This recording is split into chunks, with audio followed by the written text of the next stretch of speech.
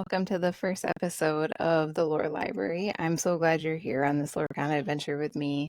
Expect park news, Lorcana event news, some recurring guests to speak about Lorcana in the parks. The next few weeks, I have one of Team Labyrinth's top supporters, Caroline, aka Lorcana Bell, doing some fun interviews with them, some DLC predictions, which is the Disney Lorcana Challenge. If you don't know what DLC is, now you know. All things meta, some trash tea talk. So listen in for that, the tea on the trash tea. Speaking of trash tea, a lot of things we're going to be talking about here is intertwining the parks into my love of Lorcana. And one of those things is to have some pretty fun little stories that I have from the park. One being now trash tea, you'll have to listen to the interview with RMB and Humble to figure that out. But a little side story, when I was going to Disneyland regularly with my family back when we lived in Southern California, I was there with my partner and he had just finished some iced tea, but like he had like half of it left in the cup at Cafe Orleans, and we were walking away and he just decided like to reach over the rail because it's like outdoor seating area and thought, hey, I'm actually not doing my tea. So we had left the table.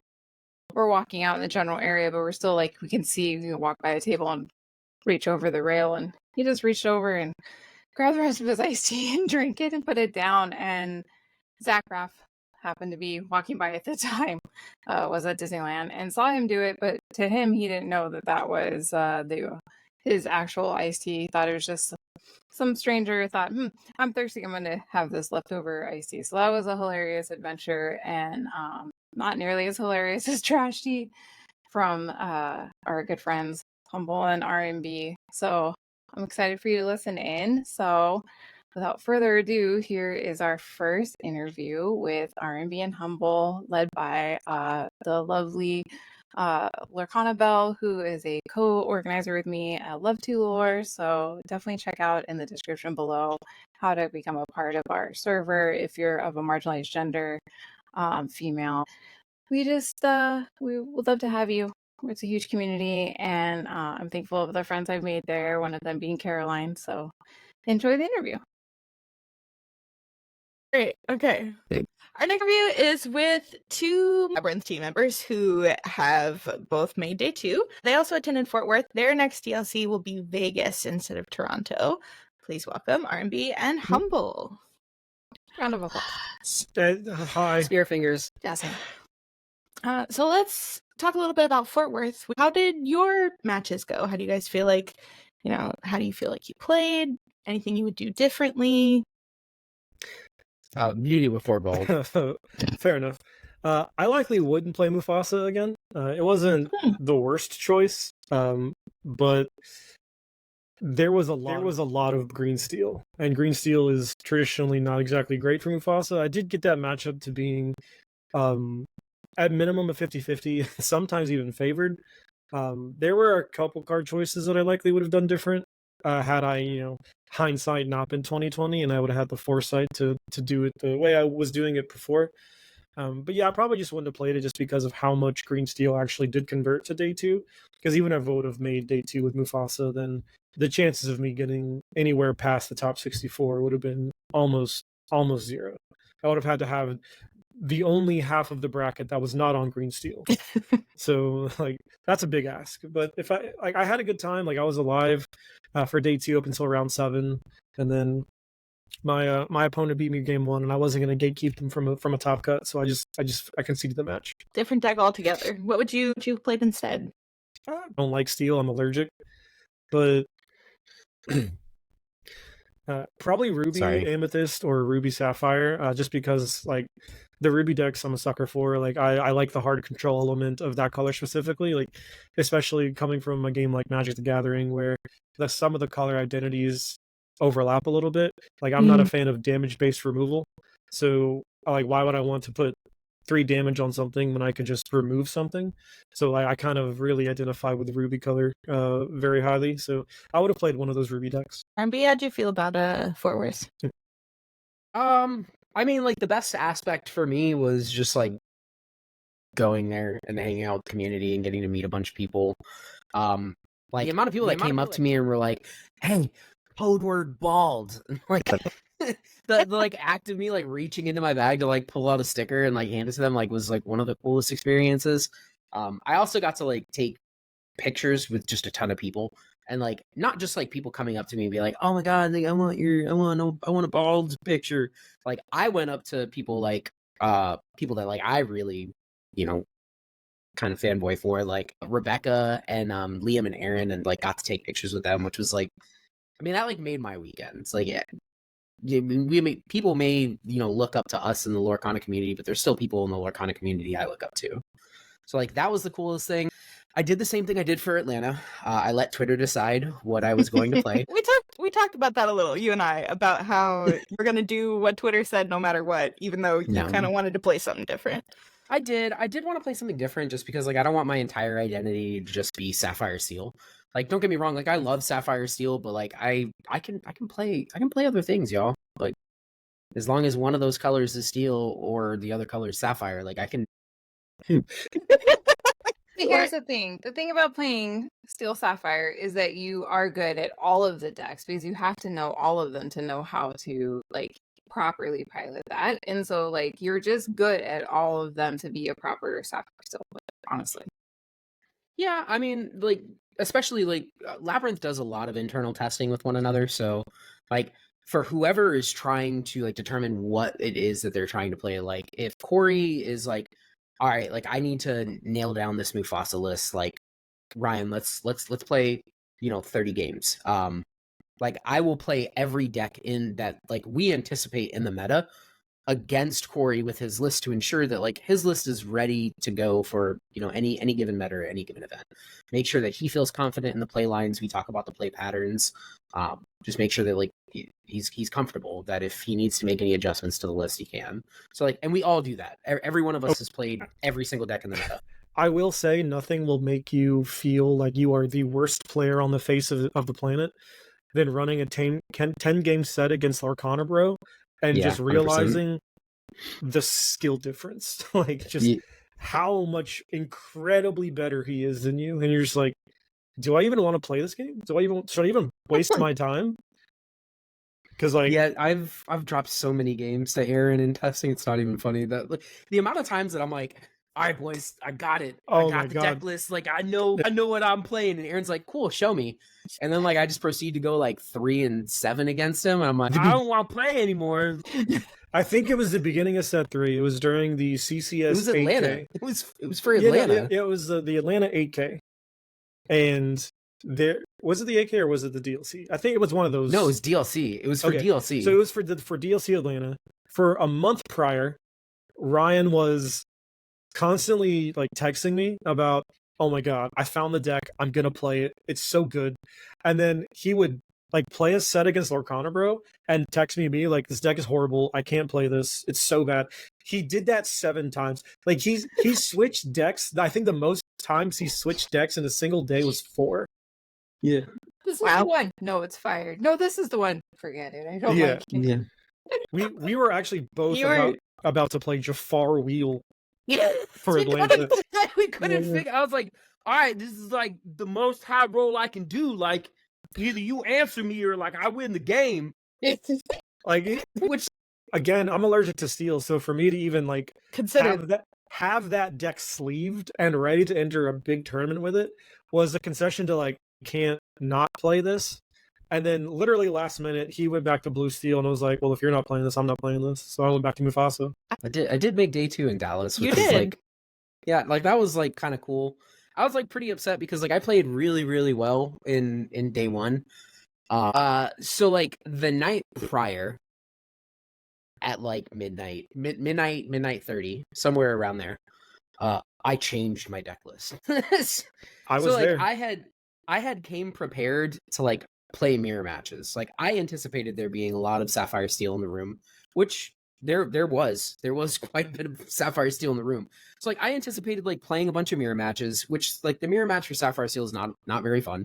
It's essentially like who played a Cogsworth on turn 4 and then played a Cogsworth on turn 5, like probably won the game. So like I had put a bunch of tech cards in specifically for the mirror matchup. And at midnight 30, the night before, I was like, my initials are RMB. I don't need tech cards for the mirror. Like, I'll just win anyway. So I took them all out. Like, I took all of the tech cards out because like it started affecting some of the other matchups, like Emerald Steel. Emerald Steel is like a super favorite matchup for us. Just because Hiram Flaversham like allows you to dig out of what Bucky is capable of discarding, and then having like the damage based removal, things like Tinkerbell, things like Grab Your Swords are just so incredibly good against them. Right. It like had the tech options that I had were things like Hades. Like I had Hades in the deck because okay, you play a bunch of Cogsworths and then you drop a bell, and like now I can't answer your bell with my damage based removal. I play a bunch of Cogsworth, I drop a Hades, eat your bell, and like now I have this 3/6 that has resist 2. None of your removal is going to remove it, so it's a questing presence. But it like having those cards in the deck started negatively impacting the Emerald Steel matchup. So I just took them all out. So day one comes, I sit down against like this really cool dude. I believe his name was Kurt. Like really awesome guy. We had a ton of fun. He wins the dice roll, so he elects to go first. I see him ink a Cogsworth and play a Fortisphere, and I was like, "Are you kidding me? Let's." I remove all of my tech options for this matchup. Like last night in the first round, I pair into it. Come to find out, he was also not on a whole new world. He was on the Maurice's Workshop plan, which is like even worse for me. I was able to get a 2, which like hallelujah. Kudos to you. But like it was very difficult. It was very rough. I ended up playing Sapphire Steel 2 or 3 times in day one. And like every single time that I went against it, they were on like the Maurice's Workshop plan, and it was like the hardest matches I played all weekend. See, I was not fortunate enough to play against Sapphire Steel since it was my deck's best matchup. I played against Bucky 4 times. That was fun. I played against Red Purple 3 times. Most of my 2-0s are Red Purple. I did have a Red Purple match where game 1 I beat my opponent through 4 beat prepareds. That was pretty fun. But then like game 2 I put lethal on board, and like he had B-prepped me twice, and then like he B-prepped me twice and then double B-kinged me the turn before. So it was like Abomination Stitch, Sisu, other thing, pass the turn, like I win next turn. And he shows me his hand of 2 castles, and he's at 16. He goes, "Yeah, I think you got it, man. Like I think I'm just gonna take my draw step and see what happens." And he has a Bladed Tremaine and a Maleficent on the board. At 16, and goes, "Yeah, I think you got it." Draws and goes, "Never mind." Plays a goat and quest to 20. And I was like, "That's how this matchup is lost." Yep. Well, sure. Yeah, like looking back, so like I was on 3 copies of Lilo and 3 copies of the Card Soldiers prior to the event, and that was 13 uninkable cards, and that's 3 too many in my opinion. I'm very unlucky. Like in Atlanta, I played exactly 8 uninkable cards and still had problems thinking. oof. So I knew that, if it can go wrong, it will go wrong. So I need to mitigate as many uninkable cards as possible. And looking back, had I just kept the Lilos in the deck, the difference between the one lore pip and 2 lore pips is huge, especially against the slower matchups like red blue and blue. Ruby Sapphire and Sapphire Steel. So had I had Lilos in the deck, I likely don't concede the match to my Sapphire Steel opponent round 7, because I'm able to close the game out. Because there was a point where I could have either challenged his Cogsworth to prevent him from singing songs, or I could go to 19 and put an additional like 10 extra lore on the board and just say deal with everything. Yeah. And I've tested this matchup multiple times. Like I've played against RMB God knows how many times in this matchup, until the point he just doesn't want to play me on that matchup anymore. So It's awful. It's terrible. I go to 19. I put an Abomination Stitch, another Sisu, and like a Queen on the board, and go, "You have to answer everything or I win." And I pass the turn. He goes, "Cogsworth will sing wheel. You draw 7, let it go the Stitch, Zeus the Sisu. My Tinkerbell will take out your Sisu and it will shoot your Queen." And I was like, "Okay, well you gave me a fresh 7, so like I'll do that again." So I went Gothel, Rapunzel, Mufasa, ink for turn, another 1-drop past the turn, and he goes, "Cogsworth sing wheel, do the exact same play. essentially, where he like clears Jeez. my entire board. He Zeus's my Mufasa. It gets like a queen, so he just like is able to effectively trade my entire board, sing a grab your swords, and I was like, okay, well, draw, do that again. And he goes, you'll never believe this. Cogsworth will sing wheel again. And I was like, this is my nightmare. This is my personal hell. Yeah, no, it wasn't fun, but like, I mean, he got it. I honor the gentleman's agreement because like I'm out of all the things you could be, like, don't be mean, right? Like, why would you choose to be mean? If I agreed to something, I'm gonna, You don't gatekeep someone. Yeah, like I don't want to there's take reason to away something gatekeep. from someone who either hasn't seen a day 2 yet or is on the cusp of that day 2. And like, if we draw, I get not like neither one of us get anything, and I would rather one of us get something. And if it's not me, then like it should be. That's just how it is. Like Well, I there's already only had 2 options, so yeah, so I already had my 30 points. So like the next 2 rounds didn't matter.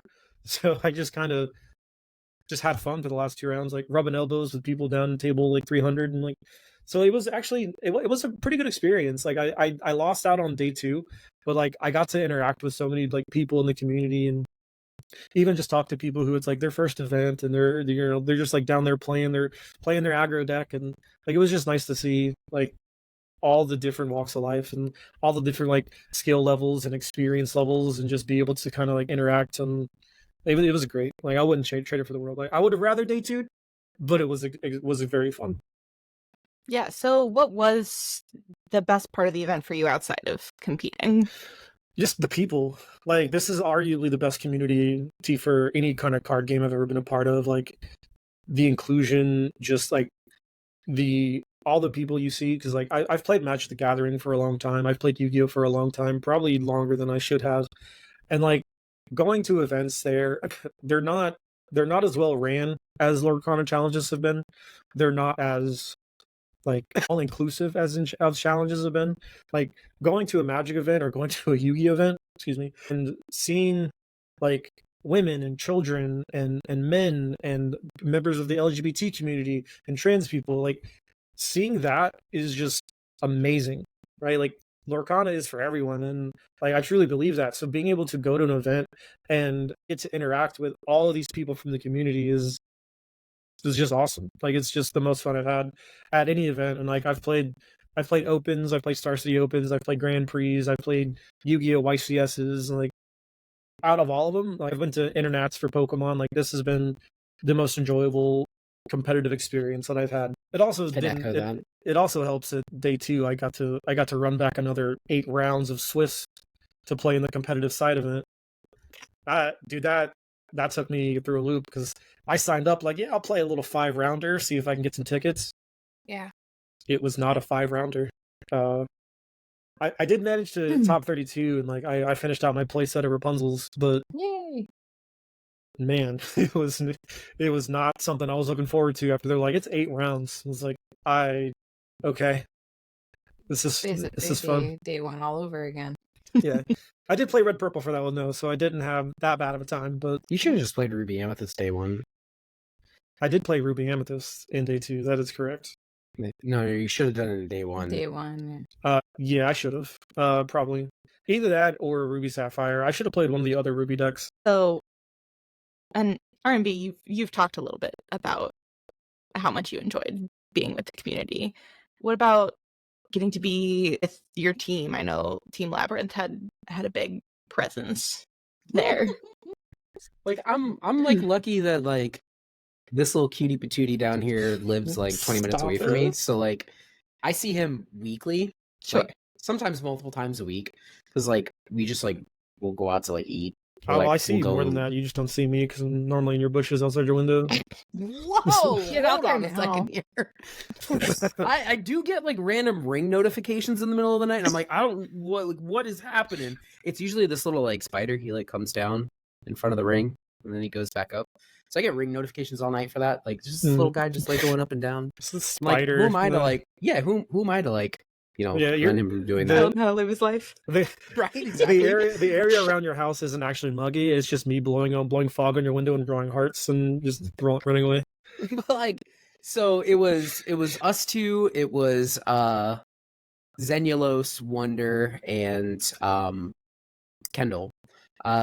so the four of us, not including Kendall, we stayed in the same like Airbnb together. Oh, nice. So like that was awesome. Like I love Logan. Like I absolutely love the dude to death. The first time we ever met was at the CCS 8K, and like Logan, myself, and Corey bonded over trash tea and car snacks at like 1 o'clock in the morning.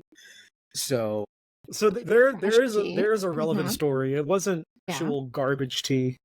I was gonna say, because I've heard something about trash tea. It was trash tea. And I need to know what is trash. So the day before, I think it was it Thursday? I think it was Friday. No, it was the day of. Yeah, it was that day. So it was that day. Like it wasn't Friday morning. Ryan and I rent a car and we drive from Tampa to Kendall's house because he lives in Atlanta. And we stayed the weekend with Kendall. Well, I love road trips, and the thing I like about road trips is I get to purchase a bunch of snacks that I subsequently then forget about and then find later. So when I tell you I bought donuts and beef jerky and candy, and like I just had it all in this bag that I forgot in the trunk. In the trunk? Oh god. Yeah, because like it was like a hatchback. It was an SUV. So I put it there. We're at the event, and I think it was day 2. Yeah, it takes forever. Yeah, it took infinite. Well, the reason it took so long is because Kendall was like in top 4.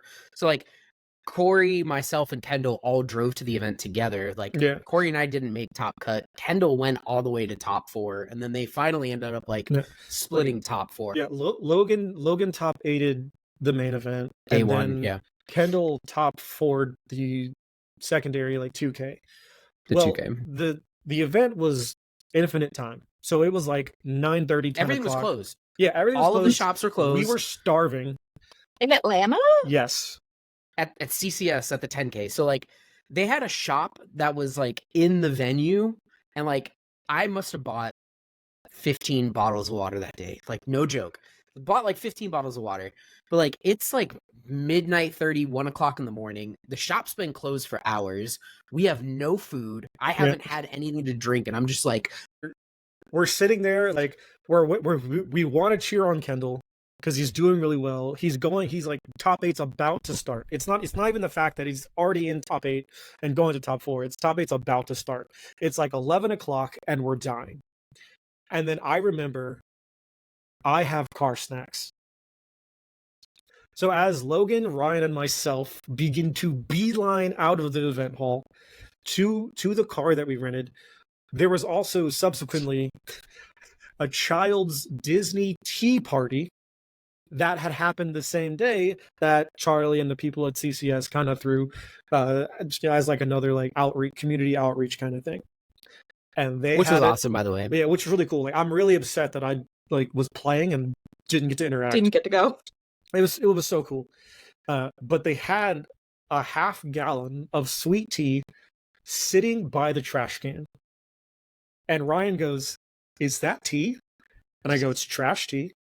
He goes, "It doesn't matter. Is it tea?" It doesn't I go, matter. "Yes." Sorry. He runs over, he picks it up, he opens it, and in front of Charlie and everybody, he just goes, "That's good tea." And he puts the cap on it, and we keep heading to the car. So incredible. At You like had to be delirious by that point. We were 100%. Arguably, we were so hungry that we were contemplating just leaving Kendall. We're like, he lives here. Someone loves him enough to come get him. So it's like 11:30, 12 o'clock at night. It's just me, Logan, and Ryan standing out by this rented car. It was like a Jeep with the hatch popped, drinking trash tea and eating car snacks, and that's how we bonded. And that was absolutely. We had three things. We had a bag of like the little chocolate donuts. Oh, they were so good, dude. A bag of Harvest Cheddar Sun Chips and the trash tea. And like we were like passing these 3 around in a circle. Like it got to the couple donuts. Like it got to the point that Ryan and I stopped passing them and just started feeding each other because we were. There you go. That's how you bond. Like then there's less steps, fed sooner. Yeah. Yeah, like Like I don't know, Ryan, if you can remember the light that sparked in my eyes when I remembered I had food. Because I was so happy. I was like more Pure concerned joy about came like across what your we were gonna face. drink because I had been out of water for like hours at this point. I And, can't like, go without I water. can't, So bro, same though. Like anywhere I go, like I've got waters on deck, and like I was out. so the funniest part about all this is I don't drink tea. Like I don't like tea. So we get to the car and I open. But you didn't care. No, so I open my car snack bag and there's just a full bottle of Dasani water. And Ryan goes to like grab for it, and I use my foot and push him aside and say, you have trash tea. You have trash tea. The Use trash your tea was hitting foot. Put differently your foot though. down. Yeah, no, that It was so Literally, good. literally. I'm not gonna lie, that was probably one of the top 10 moments that I've ever had playing a card game.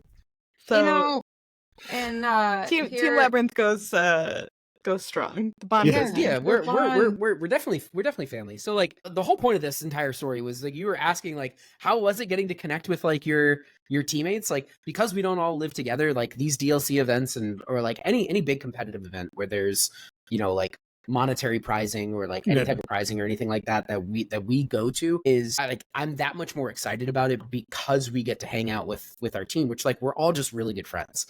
Like at the end of the day, like we are just all good friends. So like getting to see each other and hang out with each other and create more trash tea moments is like, Like sign me up. if anyone is in the Labyrinth TCG Discord, you have probably saw pictures from that weekend of that Wonder took candidly of Ryan, Logan, and I cuddling in a bed listening to Logan's guitar covers.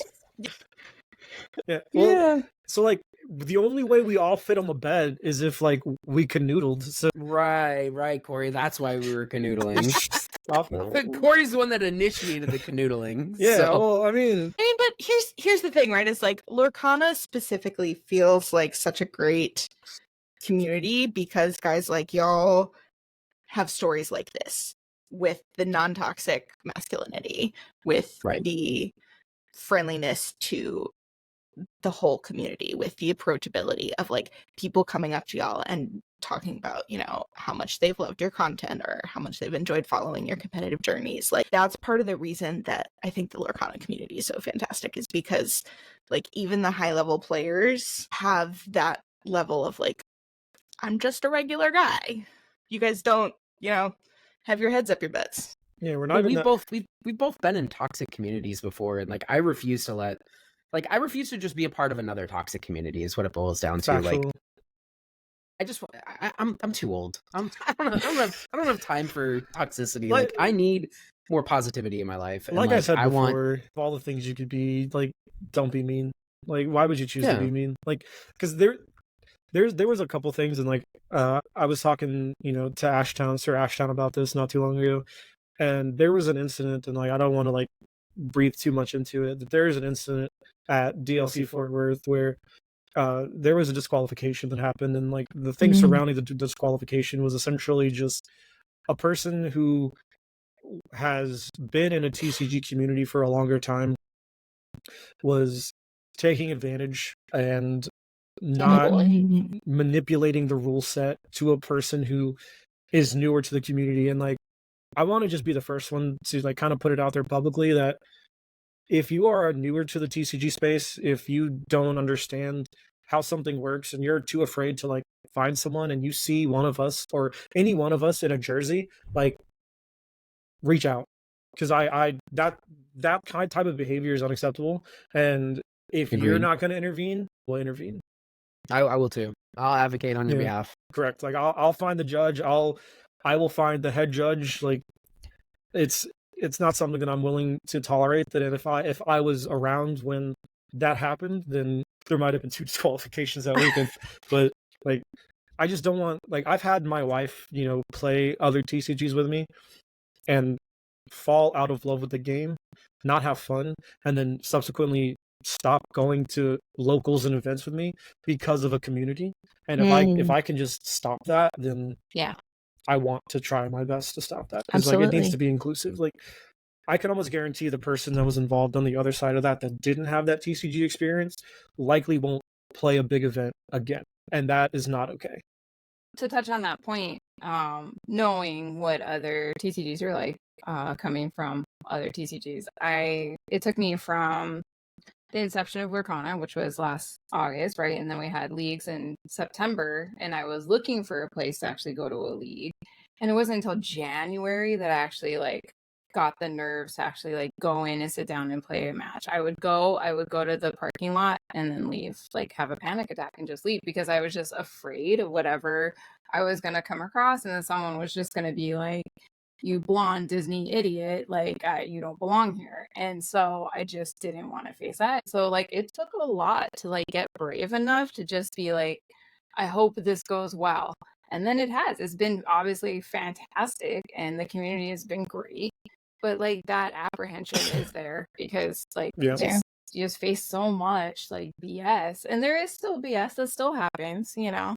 But there is way more to the voices. scale of other. No, yeah, it's not. and it's not to the scale. Like, Yeah, there's so It's many not voices as- of people sticking up and pushing those bullies out, you know? It's not as toxic as the Yu-Gi-Oh community can be. It's not as gatekeepy and elitist as the Magic the Gathering community could be, and it's not as just like kind of out there as the Pokemon community could be. Because like, I mean, obviously there's going to be every TCG community is going to have its like elitists or its gatekeepers, but there's significantly less in this game than there has been other games. Like even like if you walk into a game store and you see either myself or Ryan, we look imposing. We're larger gentlemen. Like we look imposing. We look yeah, but Is that me in my villain shirt?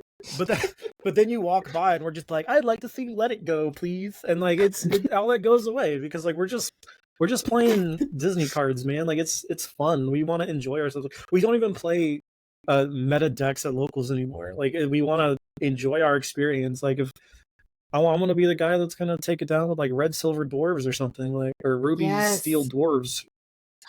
I'm very excited for Steel Dwarves. Yeah. So, on that topic, set 5. What do you guys think about brewing up for Vegas? Tell us. Bald What do we before start beauty. practicing? Bald before beauty, he says. ladies and gentlemen, and everyone in between, the time is now. No, it's not. Have you ever wanted to put your opponent in a position where they have to draw a card and have none left? Is it mill time? Is it Miller time? Okay, so like I really genuinely do think that it's mill time. And I think it's mill time for like we got a ton of tools for Emerald Steel Mill this set that I'm like so incredibly excited for. So obviously like coming from Magic, Hypnotic Deduction is just Brainstorm from Magic, which is a fantastic I want that card. I want to play the card so bad. Same. So like the one thing that like I always wanted out of Mill in the past was a way to put cards from my hand back into the deck, like redundant copies of Lady Tremaine or Do It Again or even A Whole New World, because like I just don't want to have them in my hand. Especially when I'm about to play Whole New World and discard them. Right, exactly. Like the ability to like if you like here, let me just paint a picture. Say you have 2 Whole New Worlds in your hand, and like let's say you already have a singer established. Being able to play Hypnotic Deduction, yes, you draw 3 cards, but you get to put 2 cards back. You put that Whole New World back, you sing with your singer, your first Whole New World, and guess what? You're drawing into the second one. So like you're enabling the plan of stringing together multiple Whole New Worlds to essentially like create conditions for your opponent to have no cards in their deck. And like let's take it a step further. You're welcome. Like, oh my god, I'm so happy for that card. Like I love it. So it's doing the same thing that Be King Undisputed is to Lady Tremaine, You're Welcome is to Yzma. So it's Yzma's cast ability, but on a 4-cost inkable song. So number 1, it's a piece of removal for an item, a location, or a character. That's pretty good. That's pretty versatile, right? Its owner draws 2 cards. So like in a pinch, you can use it on one of your own characters to like continue the card generation if you like need to draw a few more cards. You can also just like do it on one of your opponent's big threats right before you're about to wheel, because like I don't care that you're drawing 2 more cards. In fact, I want you to draw more cards, because the whole point of my win condition is to make you draw Get rid of your the cards. Yeah, you go draw all of the cards. So like I'm super like those are the two non-characters that I'm super excited about. And then Mother Gothel. Oh, the new Mother Gothel, both What's the a fancy 2-drop Mother color? Gothel. Yeah, so the 6-drop, beautiful artwork. Love that card. Cool. The 2-drop, I think I'm more like excited about the 2-drop because it's introducing a sort of game mechanic that is very popular in Magic called Kicker, where like Kicker is like, okay, you can play this card for 2 and it's, you know, this body, it's this dude. But when you play it, you can pay an additional 3 and it gets this additional ability. So that is an ink sink, which I really, really like, which makes a card scale into the game very, very well. Agreed. So like the new 2-drop Gothel, while it's just a 2-drop 1/3, that's a great shift target for the big Gothel, which is like, it's going to be able to sing our whole new worlds. As you scale into the late game, this 2-drop just becomes a mother knows best on a stick. Let's take it a step further. We have the muses. That Mother Gothel on a stick really is on a stick because it's a 1/3, so I could bounce it back with the muses and just like keep you off of stuff in play every single turn. Like, I'm so excited for this deck. You have no idea. So, Ryan, let me ask you this question. How does it feel to get new tools for a deck that you love? Well, like, the deck was never like good. Yeah, Like, well, now's the first time it might actually like have a chance. Mufasa is lacking, my man. Like, so out of all the spicy Amber and Ruby cards that we got, none of them go into Mufasa. There's an argument. I have some friends who would disagree with you. So there's an argument Yeah. for Daisy Duck, and like Daisy Duck is probably the most generic card that we get that facilitates the same game plan that we already had. Like I said prior, like I was on 3 copies of Lilo and 4 copies of Mulan. That's my 1-drop package to facilitate my Piglet. Daisy Duck is just a strict upgrade to Lilo. It's just better Lilo. In every way, shape, or form, it's just better Lilo. Right? So we get that. But as far as like the more powerful ends of like, for example, Scar, the 5 cost like kill a Mufasa when you play it, Scar. It's 5. It's this many, Ryan. Is it that many? Yeah, if it I feels can't count, 4, dude, I I'm put, bald. I Leave me put alone. a bunch of that in the deck. There are some implication where you can kill your own, like, and like banish your own Mufasa and like trigger its effect, but those instances are very few and far between. There's also talk of like the Shift Minnie Mouse being a savior for the deck, and I wholeheartedly disagree.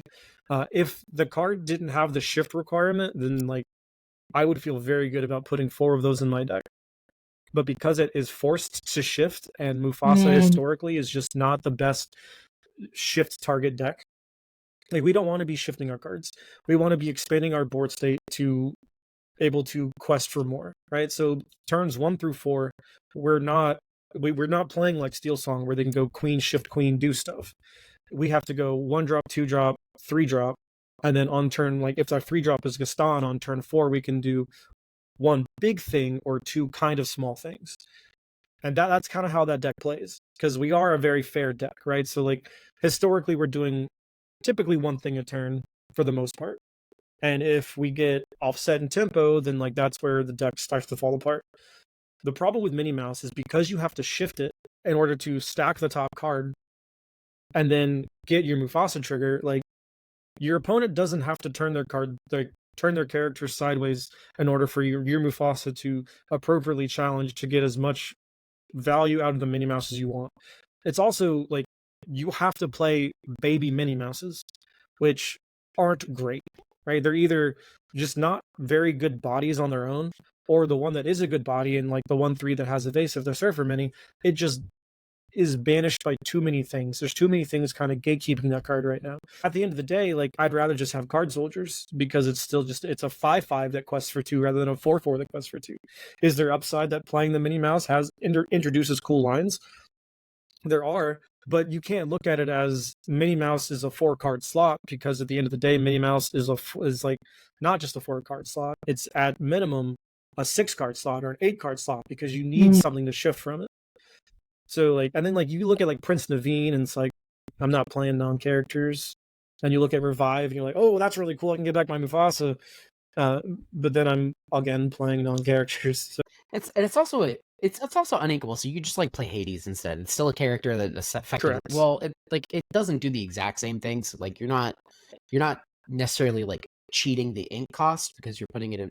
Revive puts it in play, right? Yeah. Yeah. So like you're not cheating the ink cost for like bringing it back. Yeah, which It, which I was really excited to see that card too, because like when I played Magic, I played like in Legacy formats, like Legacy and Modern. I played a lot of Dredge. I love milling myself, which is why like when I looked at Robin Hood, I was like, ooh, there is something here. I like this card. And then when I saw Revive, I was like, ooh, there's definitely something here. I definitely like this card. And then I looked at all of the 5-drops that were in red and yellow. I said, never mind, there's not a lot here. Especially because like, so we got in red, we got the, or Ruby, we got the Pete that is the 7 cost that when you play it, if you control another Pete, you get to banish something. It's just Dragonfire. And that's really awesome. That's something that I want to explore. The problem is all the other Petes that are in red or yellow aren't very good.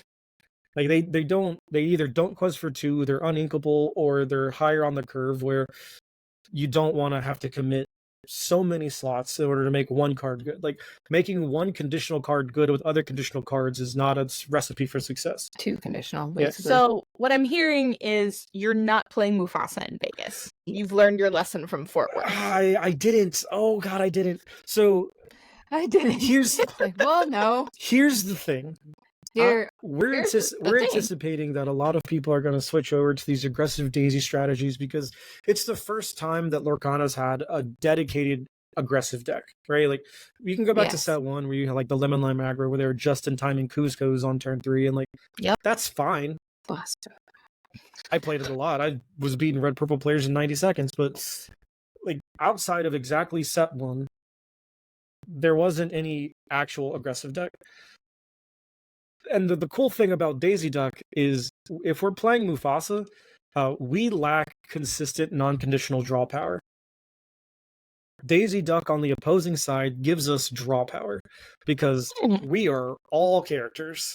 That card is never going to miss. So every time you quest, I get to draw one. So pairing the deck with now this is actually kind of counterintuitive to what I said before, but pairing the deck with Mulan shift target and the Aladdin shift target essentially means that all the lore that you gain with your Daisy Duck, I get to undo. Right? I can shift my set 1 Aladdin, my outlaw Aladdin, challenge your Daisy Duck whenever I want to, and then reverse that lore gain that you got. Or I can shift my Sisu and blow up your whole board. Or I can shift my Mulan and shoot 3 of your guys.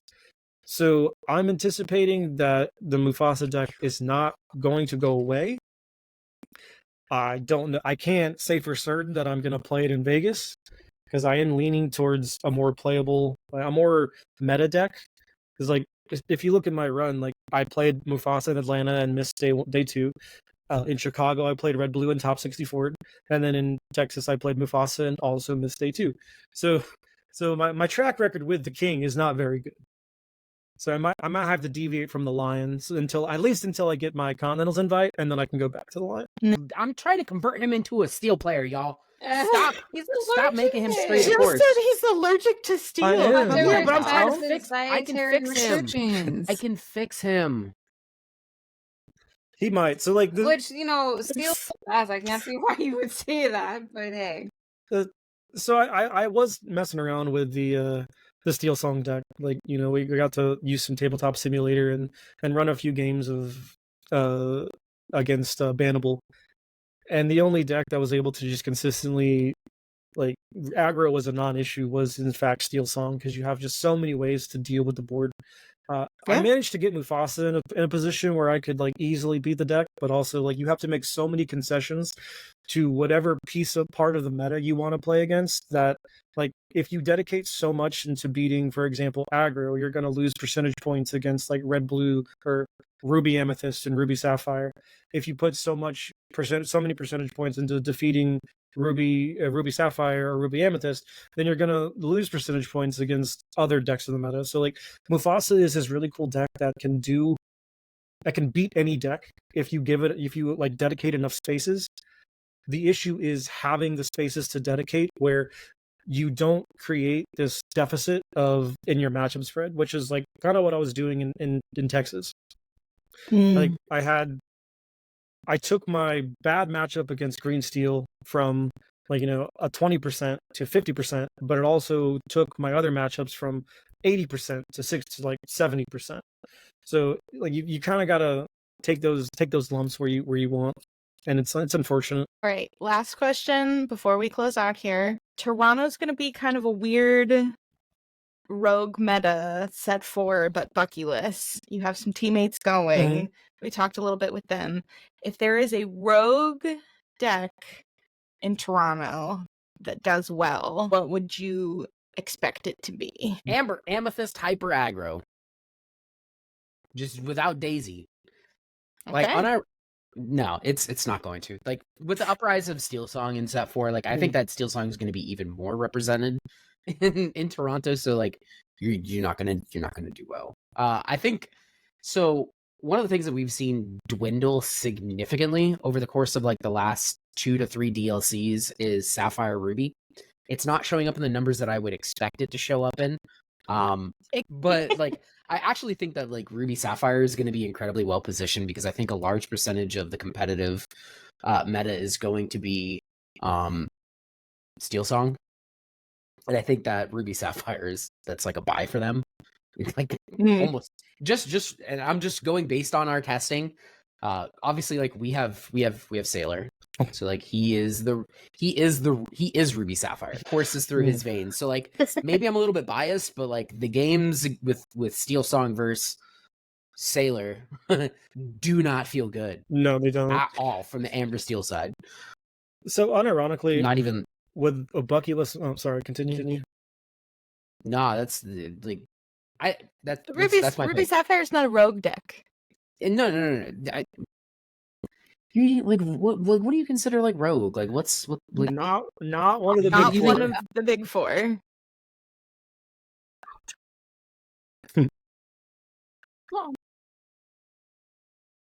That was Logan's pick.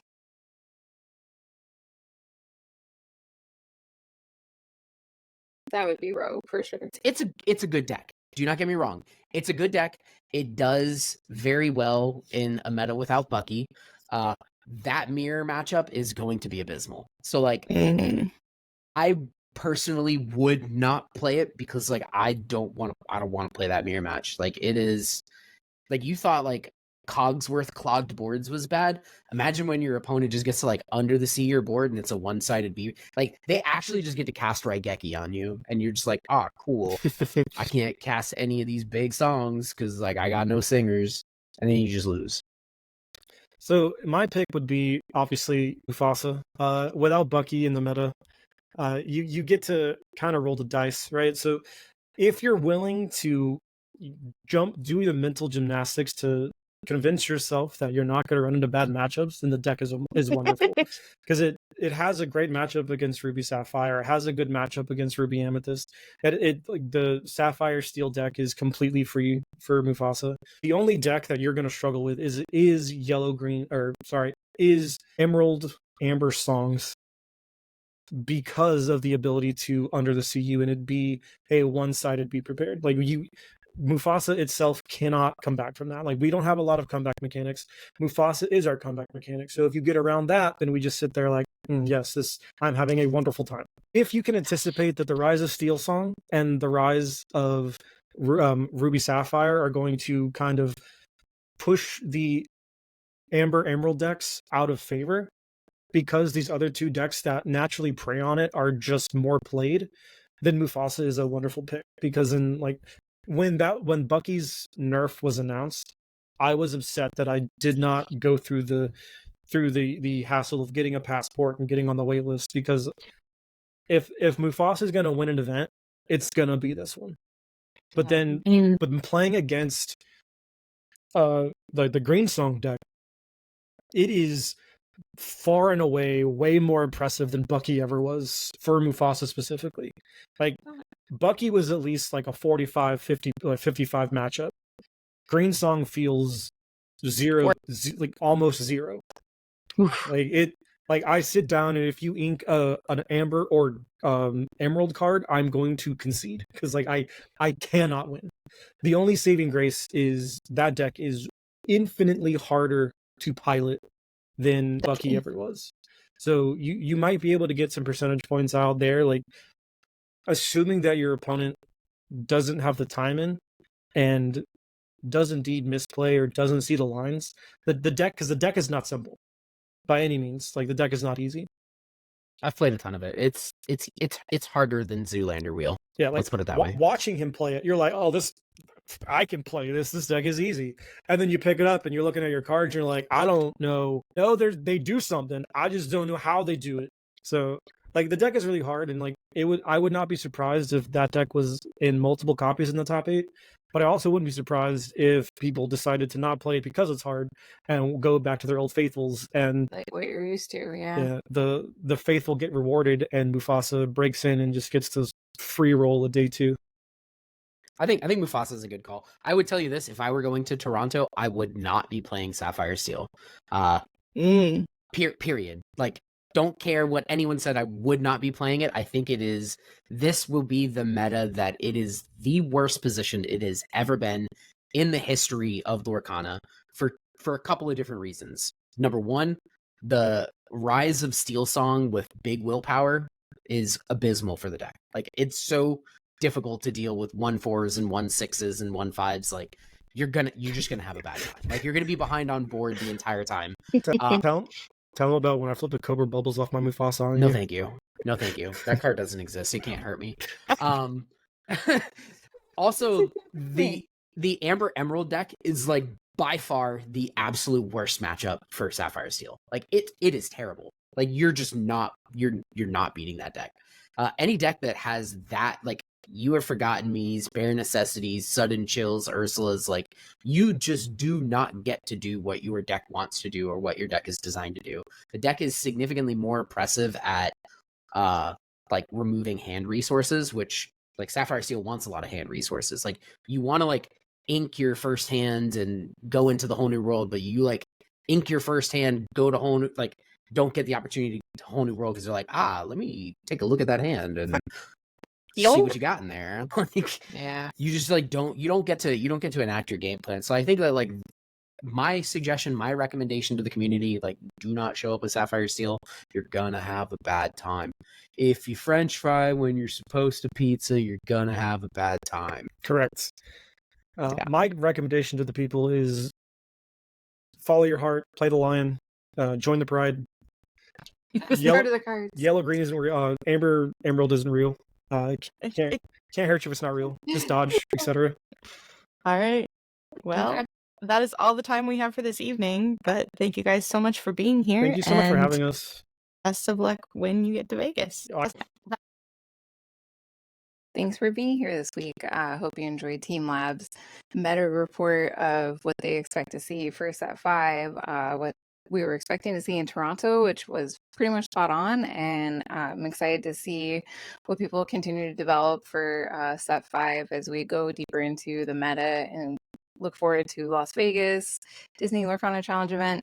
And I am very excited for next week. We have Wonderland and Zenulus on to talk about the Lorcana community, some more team bonding that they did, and really excited to hear their take on the meta. So please tune in for that. And remember, if you can dream it, you can do it.